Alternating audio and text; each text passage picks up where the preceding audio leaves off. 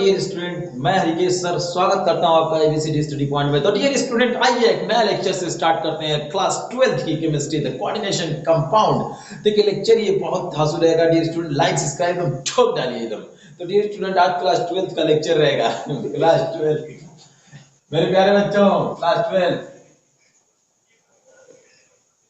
12 का लेक्चर है dear student. देखिए जिसका नाम क्या है, कोऑर्डिनेशन कंपाउंड। कोऑर्डिनेशन कंपाउंड के बारे में डियर स्टूडेंट स्टडी करते हैं। देखिए कोऑर्डिनेशन कंपाउंड्स क्या होते हैं, आपने बहुत सारे कोऑर्डिनेशन कंपाउंड के बारे में देखा होगा।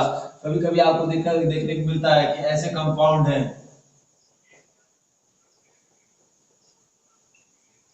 तो डियर स्टूडेंट, आपने देखा होगा ऐसा कोई कंपाउंड होगा जो ब्रैकेट्स के अंदर होगा और कुछ बाहर होंगे। तो डियर स्टूडेंट, ये जो कंपाउंड्स होता है उसको कोऑर्डिनेशन कंपाउंड कहते हैं। कोऑर्डिनेशन कंपाउंड क्या क्या चीज होते हैं, कोऑर्डिनेशन कंपाउंड में क्या क्या यूज होता है, आपको बताया जाए।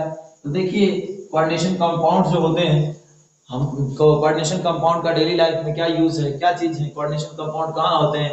जैसे आपका डियर स्टूडेंट, आप जानते होंगे कि जो हमारा ब्लड है, ब्लड में जो आरबीसी के अंदर क्या पाया जाता है, हीमोग्लोबिन क्या चीज है, कोऑर्डिनेशन कंपाउंड है। क्योंकि उसके अंदर जो होता है क्या पाया जाता है, हीमोग्लोबिन के अंदर। हीमोग्लोबिन देख लो, यहाँ पर कोऑर्डिनेशन कंपाउंड के सम ये भी लिख सकते हैं, some important example, some important example of coordination compound. देखिएगा, some important example of coordination compound, some important example. देखिए मैंने बताया आपको हीमोग्लोबिन,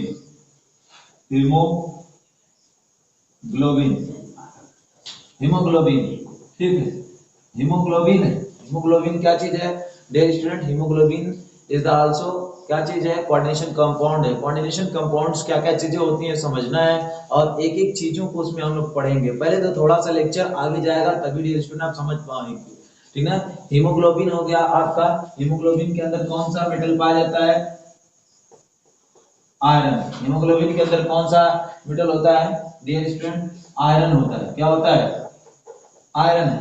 और आपको क्लोरोफिल भी बोल दिया जाता है, ये क्लोरोफिल जो आप देखते हो, क्लोरोफिल के अंदर कौन सा मेटल होता है, मैग्नीशियम होता है। तीसरा विटामिन B12, ये भी कोऑर्डिनेशन कंपाउंड है, जिसके अंदर कौन सा मेटल होता है, कोबाल्ट होता है। क्या होता है, कोबाल्ट होता है, ठीक है। अब उसके बाद देखिएगा, हीमोग्लोबिन हो गया, क्लोरोफिल हो गया dear student, haemoglobin, chlorophyll, vitamin B12, ठीक है। तो डियर स्टूडेंट और भी एक चीज है जिसका नाम क्या चीज है, सिस्प्लेटिन। क्या नाम है, सिस्प्लेटिन। इसके अंदर निकल है, क्या चीज है, निकल है। तो ये सभी डियर स्टूडेंट क्या चीजें हैं, ये सभी चीजें हमारे कोऑर्डिनेशन कंपाउंड के एग्जांपल हैं। कोऑर्डिनेशन कंपाउंड के एग्जांपल कहने का मींस ये है कि जो कोऑर्डिनेशन कंपाउंड्स होते हैं वो कलर शो करते हैं। तो अब देखिएगा, कोऑर्डिनेशन कंपाउंड क्लोरोफिल क्या चीज है, एक कोऑर्डिनेशन कंपाउंड है, इसलिए उसका कलर कैसा होता है, आपने देखा होगा कि कोऑर्डिनेशन कंपाउंड होते हैं वो ग्रीन कलर की है।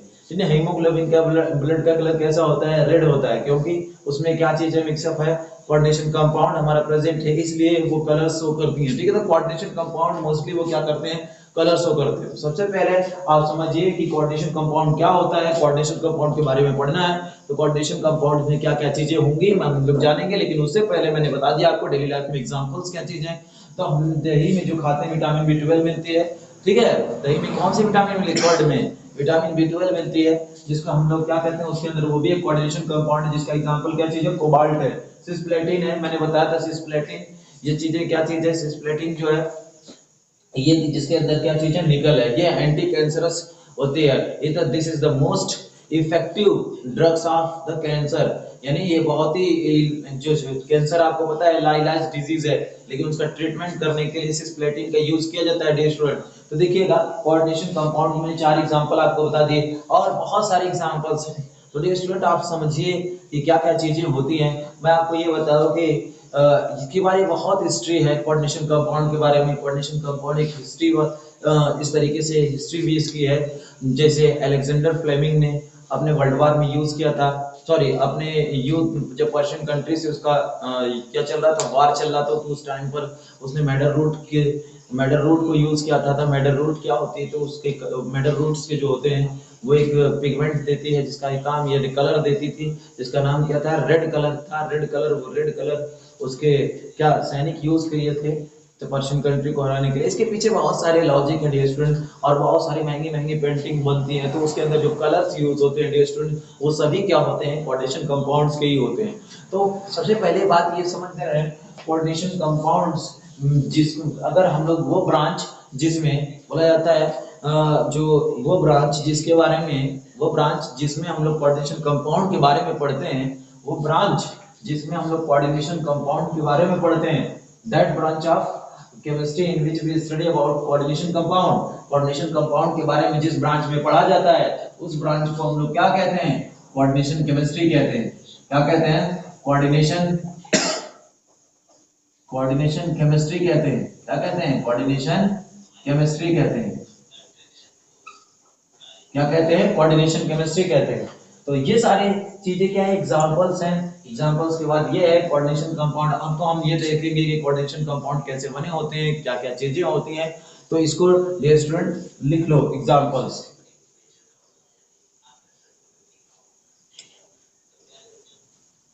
तो आपने लिख लिया होगा डियर स्टूडेंट, एग्जांपल्स लिख लीजिएगा, याद करिएगा, क्योंकि डेली लाइफ में आपसे पूछा जा सकता है कि कोऑर्डिनेशन कंपाउंड के एग्जांपल बताओ।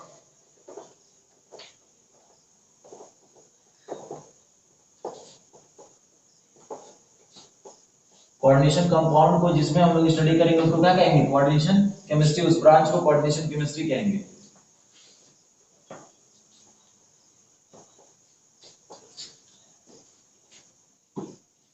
अब देखिएगा कोऑर्डिनेशन कंपाउंड्स में क्या होता है, इस चीज को समझते हैं। जो कोऑर्डिनेशन कंपाउंड्स होते हैं उसमें किस चीज का, कोऑर्डिनेशन कंपाउंड में जो होता है कि एक मेटल होता है। क्या होता है, एक मेटल होता है, सेंट्रल मेटल होता है। कोऑर्डिनेशन कंपाउंड बनता कैसे है, क्या क्या चीजें होनी चाहिए उस मेटल के पास। जैसे मैंने आपको बताया हीमोग्लोबिन है, हीमोग्लोबिन जो है उसके अंदर आयरन मेटल पाया जा रहा है। तो वो आयरन मेटल पाया जा रहा है तो वो कैसे क्या होगा, कोऑर्डिनेट बॉन्ड होगा, उसके बीच में क्या होगा, कोऑर्डिनेट बॉन्ड होगा। तो सबसे पहले ये जाने कि वो मेटल जो होता है कोऑर्डिनेशन कंपाउंड में, उस मेटल के पास क्या प्रॉपर्टीज रहनी चाहिए, उस मेटल को के पास क्या प्रॉपर्टीज रहनी चाहिए। सपोज ये क्या चीज है कोऑर्डिनेशन कंपाउंड में, सपोज ये मेटल है जो कोऑर्डिनेट बॉन्ड बना है। तो ये मेटल जो है समझना पड़ेगा आपको, ये जो मेटल है डियर स्टूडेंट, उसमें क्या होता है कि इसके अंदर देखिएगा मेटल जो है इसके अंदर लेविस, इसको हम लोग क्या कहते हैं, सबसे पहले ये होना चाहिए, इसके पास क्या होना चाहिए, देखिएगा इसके पास वैकेंट ऑर्बिटल होना चाहिए। वैकेंट ऑर्बिटल होना चाहिए। क्या होना चाहिए, वैकेंट ऑर्बिटल होना चाहिए, खाली ऑर्बिटल होने चाहिए, ताकि ये दूसरे जो आए उसके इलेक्ट्रॉन को लेकर क्या बनाए, कोऑर्डिनेट बॉन्ड बनाए। तो इसके पास क्या होना चाहिए, खाली ऑर्बिटल होना चाहिए। दूसरी बात, इसका जेड इफेक्टिव क्या होना चाहिए, हाई होना चाहिए, अधिक होना चाहिए।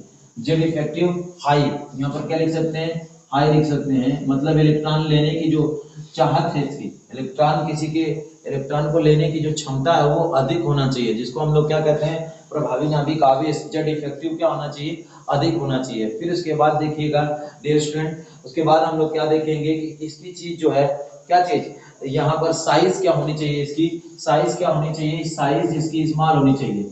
साइज क्या होनी चाहिए इस एटम की, जब साइज छोटी होगी तो देखिएगा साइज क्या होनी चाहिए, इसकी स्मॉल होनी चाहिए।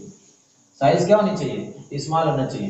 तो देखिए जब वैकेंट ऑर्बिटल होना चाहिए, जेड इफेक्टिव यानी कहने का मतलब इलेक्ट्रॉन लेने की जो क्षमता है वो अधिक होनी चाहिए, और जब साइज छोटी होगी तभी तो किसी को इलेक्ट्रॉन को ले सकता है, क्योंकि पावर इसके न्यूक्लियस के पावर बहुत अधिक होंगे। आपको पता है इस मेटल का पास जो मेटल यानी कोऑर्डिनेशन कंपाउंड में जो मेटल होता है उसमें क्या होना चाहिए, वैकेंट ऑर्बिटल होनी चाहिए, उसके इलेक्ट्रॉन लेने की क्षमता अधिक होनी चाहिए। तीसरी बात क्या चीज है, उसकी साइज छोटी होनी चाहिए। तो ये सभी चीजें हैं। तो सबसे पहले अगर जिसमें यानी कोई जब दूसरे का लोन पेयर इलेक्ट्रॉन ले रहा है कोई, अगर ये लोन पेयर इलेक्ट्रॉन लेगा, ये जो मेटल होगा इस चीज में, जितने भी कोऑर्डिनेशन कंपाउंड देखते हैं जिसमें मेटल होगा, वो मेटल क्या करेगा, वो क्या चीज लेगा, लोन पेयर इलेक्ट्रॉन लेगा। जब लोन पेयर इलेक्ट्रॉन लेगा, जब ये लोन पेयर इलेक्ट्रॉन लेगा तो इसको हम लोग क्या कहेंगे, लोन पेयर इलेक्ट्रॉन लेने वाले को क्या कहते हैं, लेविस बेस कहते हैं, sorry I am really sorry, Lewis acid कहते हैं ना, क्योंकि ये क्या करेगा, लोन पेयर इलेक्ट्रॉन को एक्सेप्ट करेगा। लोन पेयर इलेक्ट्रॉन क्या करेगा, लोन पेयर इलेक्ट्रॉन को क्या कर देगा, एक्सेप्ट कर देगा। जब लोन पेयर इलेक्ट्रॉन को एक्सेप्ट करेगा तो इसको हम लोग क्या कहेंगे, लेविस एसिड कहेंगे। ठीक है, तो अब यहाँ पर जो ये मेटल होता है डियर स्टूडेंट, इसमें जो मेटल होते हैं और ये मेटल का क्या खास बात होनी चाहिए, ये मेटल क्या होते हैं, अधिकतर जो कोऑर्डिनेशन कंपाउंड में जो मेटल होते हैं वो अधिकतर डी ब्लॉक के एलिमेंट होते हैं। कौन से होते हैं एलिमेंट, डी ब्लॉक के मेटल होते हैं। आपको बताया जाए कि ये इसमें जो यूज होता है, ये मेटल यूज होता है कोऑर्डिनेशन कंपाउंड में, वो डी ब्लॉक का होता है। कहां का होता है, मेटल डी ब्लॉक का, अधिकतर जनरली डी ब्लॉक का होता है, अर्थात उसको कह सकते हैं ट्रांजिशन मेटल होता है। कौन सा मेटल होता है, ट्रांजिशन मेटल होता है। क्या होता है, ट्रांजिशन मेटल होता है। तो ये इतनी प्रॉपर्टीज हैं किसकी, जो कोऑर्डिनेशन कंपाउंड में जो मेटल यूज होता है, जो मेटल होता है उसके पास क्या क्या चीज होनी चाहिए, मैंने लिख दिया। पहले पास तो उसके खाली कक्षक होना चाहिए, खाली ऑर्बिटल होना चाहिए। दूसरी बात, उसके लेने इलेक्ट्रॉन, जो लोन पेयर इलेक्ट्रॉन दिया जा रहा है उसको लेने की प्रवृत्ति जो नहीं, टेंडेंसी क्या होनी चाहिए, हाई होनी चाहिए। और उसकी साइज मेटल की क्या होनी चाहिए, छोटी होनी चाहिए।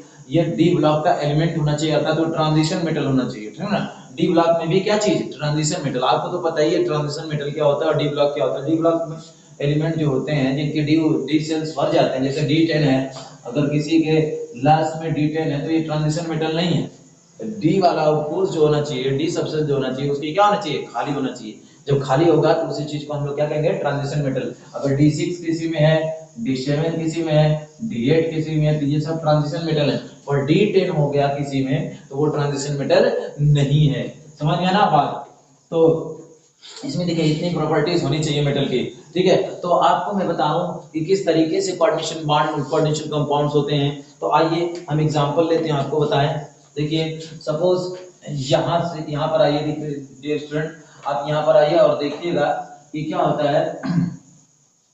हम बताएं से, आप देखो निकिल ले लिए, 4 टाइम्स CO ले लिए, कार्बोनिल ग्रुप। तो यहाँ पर क्या चीज है, यहाँ पर क्या बनता है, देखिएगा NiCO4 टाइम्स बन जाता है। क्या बन जाता है, NiCO4 टाइम्स। CO कार्बोनिल क्या चीज है, ये कार्बोनिल है। और ये कार्बोनिल क्या कर देता है, लोन पेयर इलेक्ट्रॉन को क्या कर देता है, कार्बोनिल। ठीक है, कार्बोनिल को देखेंगे तो ये कार्बन है और ये ऑक्सीजन है। तो कार्बन के आउटर मोस्ट शेल में 4 इलेक्ट्रॉन होते हैं, तो ये देखिएगा, और ऑक्सीजन के कितने होते हैं, 6 होते हैं। तो इसने क्या किया, 2 इससे साझा किया और इसने भी 2 साझा किया, परंतु इसका क्या हो गया, कार्बन का इसके बीच डबल बॉन्ड हो गया, इनके बीच डबल बॉन्ड। और ऑक्सीजन के पास ये है, इस तरीके से दिख रहा है, कार्बन के पास भी दिख रहा है। आपको पता है ऑक्सीजन की मोस्ट इलेक्ट्रोनेगेटिविटी होती है, जल्दी इलेक्ट्रॉन देता नहीं है, लेकिन ये कार्बन है, इलेक्ट्रॉन को दे देगा। यानी इसके पास कितना लोन पेयर इलेक्ट्रॉन है, एक लोन पेयर इलेक्ट्रॉन है। तो आप देखेंगे असल में ये भी पूछा जाता है कि कोऑर्डिनेशन कंपाउंड बनते ही क्यों, कोऑर्डिनेशन कंपाउंड क्यों बनते हैं, क्योंकि जो देख रहे हो सेंट्रल मेटल ना, इसके पास ये प्रॉपर्टीज तो होती ही है, लेकिन ये स्टेबल होना चाहता है। सोचता है कि मेरा जो इलेक्ट्रॉनिक कॉन्फ़िगरेशन है, इलेक्ट्रॉनिक विन्यास है, इलेक्ट्रॉन है, किसके नियरेस्ट पहुंच जाए, क्लोज किसके पहुंच जाए, किसके क्लोज पहुंचना चाहता है, किसके क्लोज पहुंचना चाहता है। आपने पढ़ा होगा किसके, नोबेल गैस को। तो नीना और करीना ज़ेरोक्स रानी। तो ये स्टूडेंट आपको पता होगा कि ये जो एलिमेंट है वो इनर्ट गैस है। ये क्या चीज है, इनर्ट गैस है। ये इनर्ट गैस बहुत स्टेबल होती है। क्या होती है, इनर्ट गैस स्टेबल होती है, क्योंकि इनका कॉन्फ़िगरेशन ही स्टेबल कॉन्फ़िगरेशन होता है। ठीक है, तो अब ये स्टेबल कॉन्फ़िगरेशन होता है, तो ये जो मेटल्स होते हैं अपने ही पीरियड में अपने इनर्ट गैस का इलेक्ट्रॉनिक कॉन्फ़िगरेशन चाहते हैं। समझ में आ रही बात। अर्थात कितने आर्गन का क्रिप्टन आर्गन का कितना होता है, आपको पता है 18 होता है ना, और इसका 36 होता है। इसका क्रिप्टन का कितना होता है, 36 होता है। तो अब ये चाहते क्या चीज है, ये समझिएगा कि जो और सेंट्रल मेटल ये चाहते हैं कि इनका इलेक्ट्रॉन जो होता है, इनके आउटर मोस्ट शेल में इलेक्ट्रॉन, ये लोन पेयर इलेक्ट्रॉन किसी का ले रहे हैं, तो ये चाहते क्या चीज है कि मेरा इलेक्ट्रॉन जो होता है किसके बराबर हो जाए, मैं जो इलेक्ट्रॉन ले रहा हूँ नोबेल गैस की तरह हो जाए। जैसे मैंने देखा 36, तो 36 है। तो अब ये क्या होगा, सपोज ये निकल है, निकल के आउटर मोस्ट शेल में कितने, निकल के पास टोटल इलेक्ट्रॉन कितने होते हैं, 28 होते हैं। ठीक है, अब क्या करेगा, जैसे मैंने बताया CO ऐसा दिखाई देता है। अब यहाँ पर CO आएगा, CO के पास ऐसी कंडीशन है, ये CO है, ऐसी कंडीशन में है। ठीक है, तो OC हमने बात, तो कंडीशन में है ऐसी ना, O और C। तो ये क्या कर देता है, ये अगर एक CO एक लोन पेयर इलेक्ट्रॉन डोनेट करता है, तो दूसरा एक लोन पेयर करेगा और ये तीसरा करेगा, और ये टोटल कितना करेंगे, 4 करेंगे। इसके पास पहले से कितने इलेक्ट्रॉन थे, पहले से निकल के पास 28 इलेक्ट्रॉन प्रेजेंट है। अब 28 में दे दिए, 2 इसने दिया, 2 2 4 2 6 2 8, 28 में 8 जोड़ोगे तो कितना हो जाएगा, 36 हो जाएगा कि नहीं डियर स्टूडेंट, 36 होगा ना, 28 2 30 6 36 हो जाएगा। क्योंकि 36 हो गया तो 36 किसका होता है, नोबल गैस की तरह, उसके पीरियड में नोबल गैस का 36 है। इसका मतलब ये चाह रहा था कि मैं बॉन्डिंग करूं ताकि क्या हो जाऊं, मैं नोबल गैस की तरह स्टेबल हो जाऊं। इसलिए जो सेंट्रल मेटल होते हैं वो क्या कर देते हैं, लिगेंड से लोन पेयर इलेक्ट्रॉन लेते हैं, और लोन पेयर इलेक्ट्रॉन लेने के साथ जब बोले लोन पेयर इलेक्ट्रॉन लेते हैं तो वहां पर कोऑर्डिनेशन बॉन्ड पाया जाता है। वहां पर कौन सा बॉन्ड बनता है, कोऑर्डिनेशन बॉन्ड, एडिटिव बॉन्ड जिसको बोलते हैं। यहाँ पर कौन सा बॉन्ड बनता है, कोऑर्डिनेशन बॉन्ड बनता है। क्या बनता है, कोऑर्डिनेशन बॉन्ड बनता है। क्या बनता है, कोऑर्डिनेशन बॉन्ड बनता है। जब ये कोऑर्डिनेशन बॉन्ड बनता है, ये जिसको हम लोग डेटिव बॉन्ड कहते हैं, कोऑर्डिनेशन बॉन्ड बोलो या डेटिव बॉन्ड बोलो, तो ऐसे कंपाउंड जिसमें कोऑर्डिनेशन बॉन्ड पाए जाते हैं उसे कोऑर्डिनेशन कंपाउंड भी कहते हैं। अगर ऐसे अब डिसाइड कर लो, नहीं तो वो बोला जाता है कि वह कंपाउंड, ये सेंट्रल मेटल में कौन है, बीच में कौन है, इसको सेंटर में है, इसलिए हम उसको क्या कह देंगे, सेंट्रल मेटल एटम कह देंगे। सीएम में सेंट्रल मेटल एटम या आयन, क्या कर देंगे, सेंट्रल मेटल एटम या आयन, केंद्रीय परमाणु, सॉरी केंद्रीय धातु परमाणु, या इसको आयन कह सकते हैं। ठीक है डियर स्टूडेंट, तो मैंने ये आपको बताया कि क्यों चाहते ही क्यों है, क्यों बनाना चाहते हैं कोऑर्डिनेशन कंपाउंड में मेटल, क्योंकि मेटल चाहता है कि मेरा इलेक्ट्रॉन यानी इलेक्ट्रॉनिक कॉन्फ़िगरेशन किसकी तरह हो जाए, नोबल गैस की तरह हो जाए। इसकी चाहत में वो क्या इलेक्ट्रॉन, क्या चाहते हैं, इलेक्ट्रॉन को बढ़ाने के लिए वो कोऑर्डिनेशन बॉन्ड बनाकर, मतलब लोन पेयर इलेक्ट्रॉन को एक्सेप्ट करते हैं, और जब लोन पेयर इलेक्ट्रॉन एक्सेप्ट करते हैं तो उनके बीच, और देखो एक बात, उनके बीच क्या बनता है, कोऑर्डिनेट बॉन्ड बन जाता है। कौन सा बॉन्ड बन जाता है, कोऑर्डिनेट बॉन्ड बन जाता है ना, कोऑर्डिनेट बॉन्ड, ठीक है, कोऑर्डिनेट बॉन्ड बन जाता है।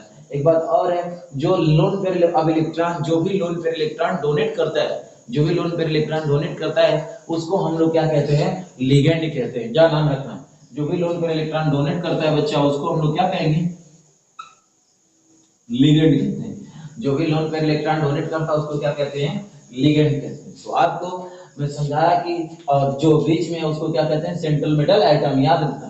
तो दो चीज कोऑर्डिनेशन कंपाउंड में, दो चीजों आपने सीखी, सेंट्रल मेटल एटम क्या होता है और लिगेंड क्या चीज होता है। लिगेंड वो जो इलेक्ट्रॉन को डोनेट करे, समझ में आ रही बात ना, लिगेंड वो जो लोन पेयर इलेक्ट्रॉन देते हैं उन्हें लिगेंड कहते हैं, और जो लोन पेयर इलेक्ट्रॉन लेते हैं उनको सेंट्रल एटम कहते हैं। वो सेंटर में रहते हैं लोन पेयर इलेक्ट्रॉन। और इसमें देखिएगा सिंपल सी बात है, अब यहाँ पर क्या चीज है, जो मेटल होगा और ये लिगेंड होगा, मैंने बता दिया ये लिगेंड है, लिगेंड है, और जिसको इलेक्ट्रॉन दे रहे हैं, जिसको इलेक्ट्रॉन दे रहे हैं उसको क्या कहते हैं, ये मेटल है। अब ये लिगेंड क्या करेगा, अपने इलेक्ट्रॉन को, ये क्या करेगा, अपने इलेक्ट्रॉन को सेंट्रल मेटल को देगा। तो वो कंपाउंड जिसमें सेंट्रल मेटल लिगेंड से, वो कंपाउंड क्या लिखेंगे, लिख लेंगे, वह कंपाउंड जिसमें, वह कंपाउंड जिसमें सीएम में सेंट्रल मेटल एटम लिगेंड से कोऑर्डिनेट बॉन्ड द्वारा जुड़ा होता है, कोऑर्डिनेट बॉन्ड द्वारा क्या होता है, कोऑर्डिनेट बॉन्ड द्वारा जुड़ा होता है, उसे क्या कहते हैं, coordination compound, CC, coordination compound कहते हैं। समझ में आ रही बात, उसे क्या कहते हैं, कोऑर्डिनेशन कंपाउंड। देखो वो कंपाउंड जिसमें जो होता है ये सेंट्रल मेटल, हाँ सेंट्रल मेटल लिगेंड से कौन से बॉन्ड द्वारा, कोऑर्डिनेशन बॉन्ड द्वारा जुड़ा होता है, उस कंपाउंड को हम लोग क्या कहते हैं, कोऑर्डिनेशन कंपाउंड कहते हैं। तो डियर स्टूडेंट, मैंने बताया कि कोऑर्डिनेशन कंपाउंड्स क्या होता है, कोऑर्डिनेशन कंपाउंड्स में क्या होते हैं, कोऑर्डिनेशन कंपाउंड क्यों बनते हैं, क्योंकि सेंट्रल मेटल अपना इलेक्ट्रॉनिक कॉन्फ़िगरेशन क्या चाहते हैं, किसकी तरह से होना चाहते हैं, नोबल गैस की तरह। तो डियर स्टूडेंट, आज के लिए बस इतना ही इंट्रोडक्शन लेक्चर था। तो डियर स्टूडेंट, आपको बता रहे हैं कि इसी तरह आप लोग चलते रहेंगे। तो डियर स्टूडेंट, एकदम कंफर्म बता रहे हैं कि आपको एक कंप्लीट लेक्चर्स मिलेंगे। तो ये आप हमारे साथ जुड़े रहिए और हमारी टीम के साथ वर्क करिए। आपको विश्वास दिलाते हैं कि हम बोर्ड में क्या करने देंगे, बहुत अच्छे मार्क्स दिलवाएंगे। तो आप अच्छी तरीके से हमारे साथ जुड़ जाइए, चैनल को लाइक करिए, सब्सक्राइब करिए, और आप हमारे साथ क्या करिए, जुड़े रहिए। देखिए डियर स्टूडेंट, जो भी आपको लेक्चर दिया जा रहा है उस लेक्चर का आप लोग सदुपयोग करिए, यानी अच्छी तरीके से पढ़ाई करिए, नोट्स बनाइए, और जो भी बताया जा रहा है इस लेसन को पढ़ने के बाद जो भी बुक के क्वेश्चन हो उस बुक को क्वेश्चन को सॉल्व करिए। और हर एक टीचर अपनी ईमानदारी से कार्य कर रहा है। तो डियर स्टूडेंट, आप क्यों इसमें पीछे रहेंगे, आप भी आइए, मेहनत से काम करिए और जुड़ जाइए हमसे। तो डियर स्टूडेंट आज इतना ही। जय हिंद, वंदे मातरम।